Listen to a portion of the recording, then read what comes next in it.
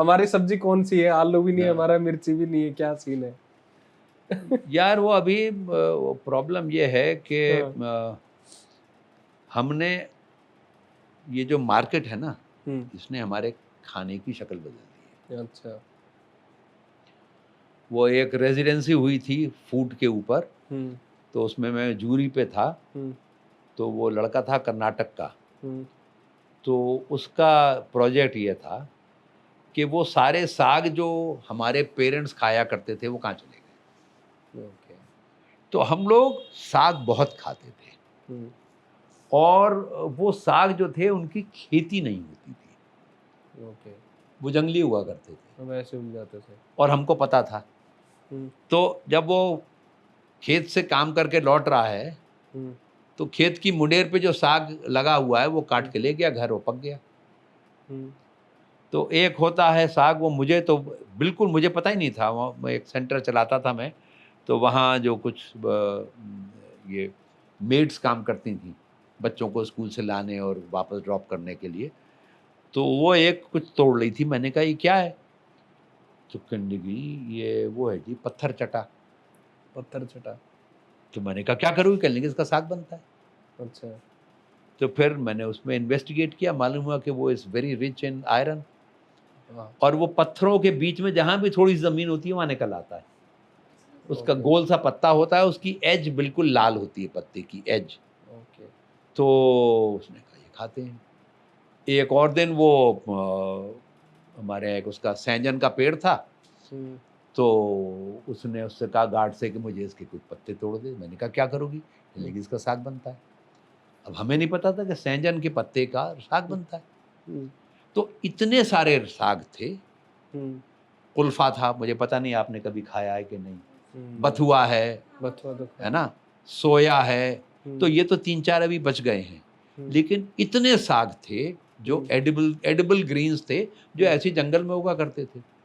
हम्म।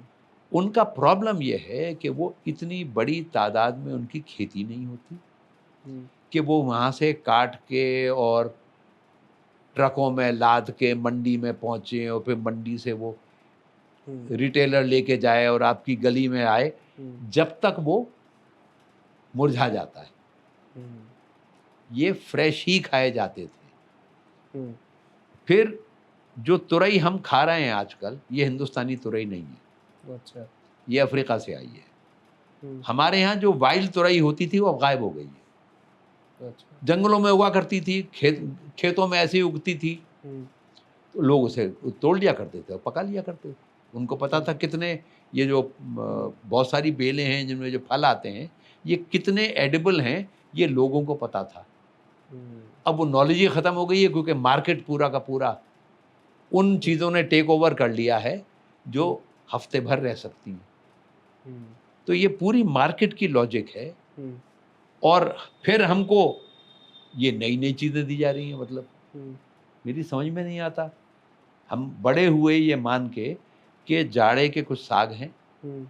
कुछ सब्जियाँ हैं, गर्मी की दूसरी सब्जियाँ हैं। अब हम्म। लोग सारे साल गोभी खा रहे होते हैं। और आलू। गोभी में अगर वो जाड़े की गोभी नहीं है, तो उसमें कोई मज़ा नहीं होता। हम्म। फ्लैट वो उसमें दुनिया भर के केमिकल डाल-डाल के वो खाए चले जा रहे हैं। आलू गोभी, आलू गोभी, आलू गोभी, कैसे आप रोज़ खा सकते हैं? पर ये भी तो हो गया है, हम लोगों ने हमने एक्सपेरिमेंट करना भी बंद कर दिया है। हम्म। लेकिन गोभी हिंदुस्तानी नहीं है। हम्म। गोभी, ये फूल गोभी जो है, ये फ्रांस से आई है। हम्म। पत्ता गोभी इंग्लैंड से आई है। हमारी जो सब्जियाँ हैं हम लोग खाते ही नहीं हैं। हम्म। कितने लोग प्यार से बैंगन खाते हैं। मेरे को बहुत पसंद है। बैंगन हिंदुस्तानी है, बिल्कुल हिंदुस्तानी है। सर सरसों और पालक सरसों हिंदुस्तानी नहीं है ना। सरसों कहाँ की थी? हिंदुस्तानी सरसों जो है उसमें तेल नहीं होता, वो राई है। अच्छा, वो राई है। ये सरसों जिसके जिसके बीज से तेल निकलता है, हम्म। ये मेडिटेरेनियन से हमारे पास आई है। बहुत पहले आ गई थी, हाँ। बहुत पहले आ गई थी। कब आई है कहना मुश्किल है, हाँ। लेकिन ये इसका ओरिजिन इंडिया में नहीं है। हम्म। अब पंजाब का नेशनल फूड सरसों का साग और मक्का की रोटी है। हम्म। मक्का दक्षिणी अमेरिका से आया है, हिंदुस्तानी नहीं है। और उसे आए हुए 350 साल हुए हैं। उससे पहले मक्का ही नहीं थी हिंदुस्तान में। मूंगफली 1920 से पहले नहीं थी। और अब देखो 100 साल हैं। मिर्ची दक्षिण अमेरिका से आई है। हाँ। तो हिंदुस्तान में मिर्च, दिल्ली में 18वीं सदी से पहले मिर्च नहीं है। तो किसी मुगल ने मुगलिया खाना नहीं खाया, जिसको हम मुगलिया खाना कहते हैं, तेल वाला और तेज मिर्च वाला। मिर्चियाँ थी नहीं। तो सर मिर्च किसके क्या डालते थे फिर? काली मिर्च। अच्छा, काली मिर्च काली मिर्च, गरम मसाले थे हमारे पास। हाँ तो हाँ। कुछ, हम्म, और वो भी सारे गरम मसाले हमारे पास नहीं थे। हम्म, दालचीनी हमारे पास नहीं थी। हम्म, दालचीनी असल में इंडोनेशिया के पास के किसी टापू से आई है, और वहाँ से वो चीनियों के पास पहुँची पहले, हम्म, और सिल्क रूट के ज़रिए चीनियों, वो जो सिल्क रूट था, वहाँ से उसकी तिजारत हुई, बिजनेस हुई, वो हम्म, अरब पहुँची।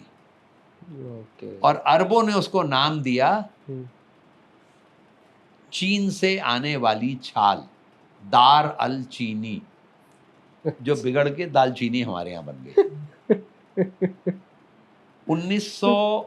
1890 में के आसपास हाँ, लौंग के पहले पेड़ हिंदुस्तान में लगाए गए। अच्छा, उससे पहले लौंग हमारे पास नहीं थी। काली मिर्च हमारी है, छोटी इलायची हमारी है।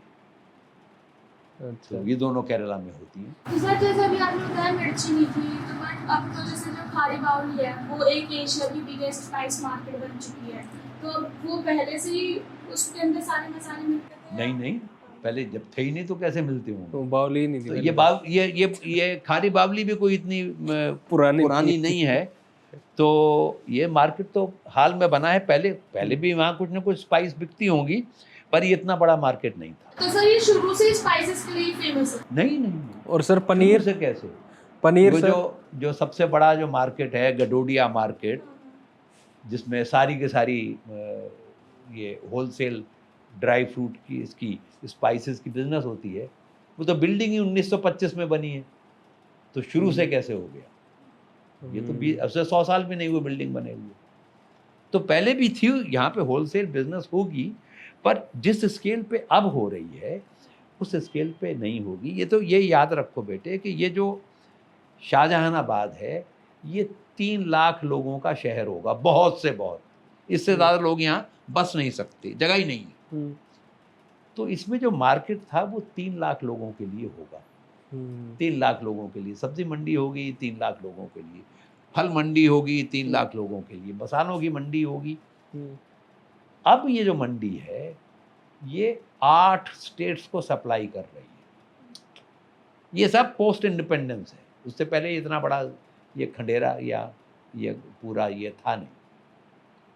तो मतलब अब मध्य प्रदेश से दाल पहले दिल्ली आती है और फिर राजस्थान जाती है, बताओ। और मध्य प्रदेश से गेहूं पहले, सोना जो सबसे अच्छा गेहूं है उनका, वो पहले दिल्ली आता है, फिर वो मध्य प्रदेश जाता है, वहाँ जाता है राजस्थान या गुजरात। मध्य प्रदेश से सीधा भी जा सकता है, पर सारी की सारी ट्रेड यहाँ पर है। ओके, ये सीन है। आपको कहाँ के मोमोज पसंद है? मुझे तो मोमो पसंद ही नहीं। डोलमा आंटी के या नहीं, वो वहाँ तो लॉदी नाइट्स वाले? नहीं, वहाँ मैं इतनी दूर जाता नहीं। वैसे मैं कोई भी खा लेता हूँ, पर मुझको वो जो इसकी फ्राइड वैरायटी है, जो वॉन्टॉन्स कहलाती हैं, वो ज़्यादा पसंद है। कहाँ कौन से रेस्टोरेंट की? तो वो एक यहाँ था उपहार सिनेमा के पास, ग्रीन पार्क में। ग्रीन पार्क में क्या नाम था उसका, ड्रम्स ऑफ हेवन। ओह, अभी भी है शायद वो? अब मुझे पता नहीं, अभी भी है तो I मैं think। बहुत साल से गया नहीं। हाँ। तो एक वो है, और एक एशियन गेम्स विलेज के में बहुत सारे रेस्टोरेंट थे, हमारे वही रहता हूँ मैं। उसमें चॉपस्टिक्स। अच्छा, चॉपस्टिक्स। वो चाइनीज रेस्टोरेंट है। अच्छा। तो वहाँ कभी बहुत तो गए हुए सालों हो गए। मैं वैसे भी बाहर कम ही खाता हूँ। तो ये तो छोले भटूरे और ये सब तो पसंद नहीं होंगे आपको? छोले भटूरे मतलब पसंद है, सीताराम की, सीता पहाड़गंज। अच्छा, पहाड़गंज के। हाँ। और कौन सा? और कौन कौन सी फेवरेट जगह, कौन सा फेवरेट रेस्टोरेंट कौन सा है आपका? और फेवरेट रेस्टोरेंट ऐसा मेरा कोई नहीं है। वो हलवा नगौड़ी में श्याम स्वीट्स के हम्म। प्रेफर करता हूँ, हम्म। जो वहाँ पर है चावड़ी बाज़ार में। हम्म। और एक वो है, नाम भी तो भूल जाता हूँ, जिसमें चांदनी चौक में हम्म। दुकान है, पराठे वाली गली में, कुछ नहीं, वो तले हुए पराठे होते हैं। काइंड ऑफ कचौड़ी। हाँ हम्म। हाँ हाँ हाँ। अच्छा। तो वो है एक वेजिटेरियन रेस्टोरेंट है चांदनी चौक में। हाँ। एक तो ब्रिजबासी है हाँ। वहाँ, और एक है वो एक चावड़ी में था, जाया करते थे बहुत पहले, अब तो बंद कर दिया है। अच्छा। शुद्ध शाकाहारी, फर्स्ट फ्लोर के ऊपर है। अच्छा। तो वहाँ हम अड्डा लगाने ज़्यादा जाते थे, अच्छा। तो घंटों बैठे रहते और थे। नॉन वेज कहाँ का? नॉन और वेज मटन? मैं नॉर्मली बाहर कम खाता हूँ। हम्म। तो एक दो वो हैं कुक्स जिनसे पकवा के हम घर मंगवा लेते हैं। हम्म। तो वो एक है कल्लन बावर्ची, अब अच्छा। उसके पोते चलाते हैं उसको। हाँ। तो वो मटिया महल में है। हाँ। वहाँ जाके मुझे कहीं खाना होता है तो मैं जवाहर पे जाता हूँ। ओके। तो अल जवाहर अल जवाहर नहीं, जवाहर। जवाहर अल जवाहर जवाहर का का तो सर मेरे को अच्छा ही नहीं लगता वो आजकल। दो भाइयों में झगड़ा हो गया है, तो हाँ। वो अल जवाहर छोटे भाई के पास है। हाँ। तो हम नॉर्मली अगर भी बाहर कहीं खाना हो तो हम जवाहर पे जाते हैं, मतलब अगर उस इलाके में खाना हो तो। Okay okay okay. बाकी नई दिल्ली में तो सारे फिर ये फैंसी रेस्टोरेंट हैं, यही है। हाँ, और मैं वैसे भी बाहर कम ही खाता हूँ। तो आपको खुद को बनाना आता है खाना? हाँ बना लेते हो? हाँ चिकन मटन सब कुछ? हाँ हाँ हाँ। पहले नहीं बताया आपने। चलो सर, हो गया। बांध दिया सर आज आपको हमने। अब पूरा इंस्टाग्राम पे धुआं धुआं कर देंगे इसको, रील बना बना के।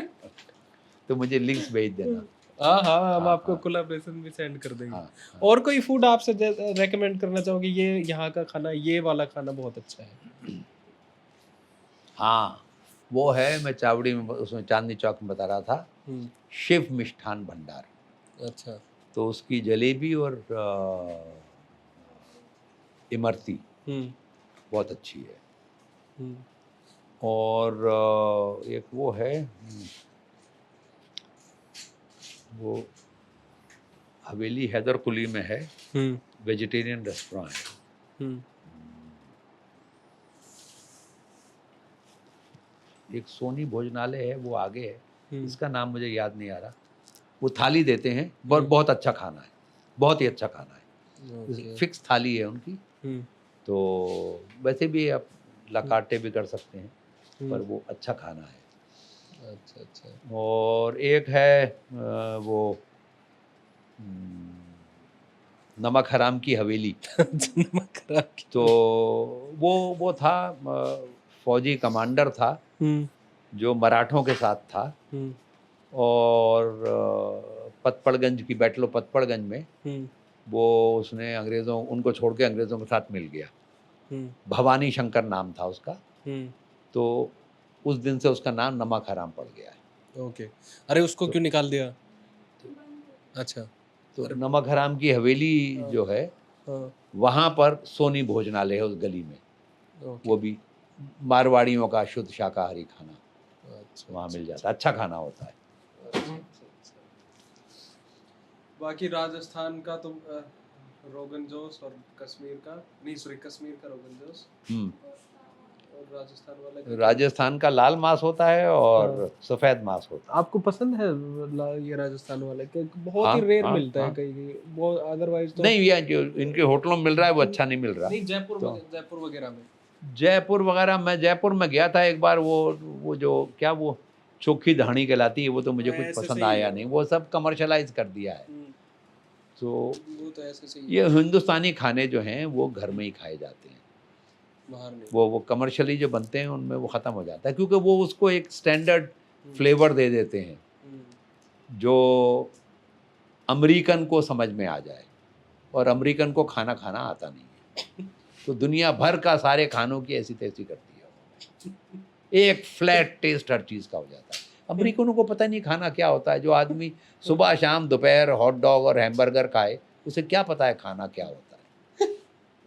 पर वो तो ये वो भी बोल सकते हैं सर ये बात नहीं कि ये रोटी क्या होती है। नहीं, हम रोटी की वैरायटी की कुछ हिसाब है। हम्म, वो हमारे एक दोस्त हैं लखनऊ के, तो उन्होंने एक बेटी गोद ली थी, तो उसके नामकरण पे वो पार्टी कर रहे थे। तो कहने लगे कि सोहेल कुछ खाने का इंतजाम करवा दो। मैंने करवा देते हैं। मैंने कहा अपने बेटे मेरे साथ भेज दो, उनको मैं अलग अलग जिम्मेदारियां दूंगा। तो बड़ा बेटा जो था उसको मैंने नान बाई के पास बिठा दिया, यहाँ से रोटी लेनी है आपको। तो उसने उससे पूछा कि आप कितनी तरह की रोटियां पकाते हैं। तो कहने लगे मियाँ एक दिन ऐसा करो, सुबह सुबह आ जाओ और शाम तक बैठो मेरे साथ, तो मैं तुमको दिखाऊंगा। मैं 46 तरह की रोटियां तंदूर में बनाता हूँ। क्या बात। तो ये Europeans have absolutely no idea of food. उनको खाना पकाना ही नहीं आता। जो हमारे यहाँ जितनी वैरायटी है, तो मैं तो एक बार एक वासवान में गया था। अच्छा। तो मुझे अंदाज़ा है कि ये कश्मीरी खाना कितना वेरीड और कितना रिच हो सकता है। तो मैं उनके साथ ठहरा हुआ था। जो अभी जो मीर वाइज है ना, मीर वाइज उमर फारूक, उनके फादर के साथ। तो वो हमको लेके गए थे उनके गांव, उनके मोहल्ले में। किसी के घर किसी बच्चे का नाम वाम रखा गया था, क्या था।